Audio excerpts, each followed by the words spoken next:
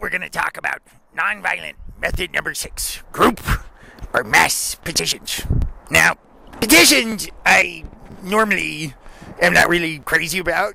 They've kind of been done to death, right?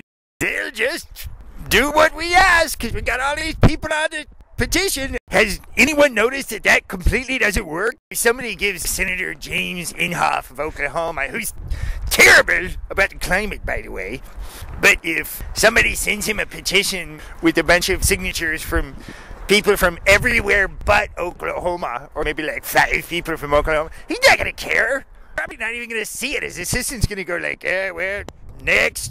Which is not to say that petitions don't always work. The book has all kinds of examples from Roman history, which might have been like the first petitions.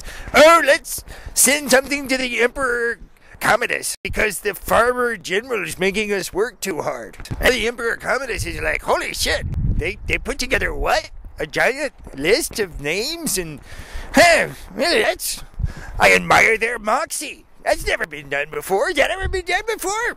Not that I know, Emperor. Yeah, I gotta grant their petition, their request, their grievance. It must be very vexing. And they also have a thing where some merchant marine guys for Rome were like, we're being vexed. Help us out. And these were important guys. So the emperor's like, all right, I'll help you out. In fact, maybe that's the key, is to use the word vexing. Dear Senator Inhofe, global warming vexes us so. It's worth a try, not. Let's be honest. The real thing that these guys are going to pay attention to is if the petition is signed by a lot of people in their district or state, or by super important people, and by that I don't mean John Bon Jovi. If you're a big Republican and all of a sudden you realize that all these industry business luminaries and Wall Street executives and, I don't know, the farmer general, farmers group could have an impact. Church group too. I know I keep going back to churches, but come on, people, get with the program. It's God's creation we're talking about here. You got to protect it, right? He wanted you to protect it. Actually, if you did a drive through Oklahoma and just got everybody in those areas that are just getting clobbered by drought to sign a petition saying, yeah, we think global warming is real. It's 1,000,000 degrees outside, and yeah, we're going to sign this petition. Please do something about this. They'd pay attention to that. Or if you went to all the colleges and universities in those areas and high schools and elementary schools and all that, and you collected thousands and thousands of signatures, that would have some impact.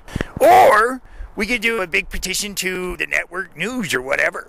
Hello, this is a little more important ultimately than Kate Middleton's baby bump. You're kind of not reporting on the most important thing that ever will happen to anybody. You're kind of making light of something that's gonna kill, like, everybody.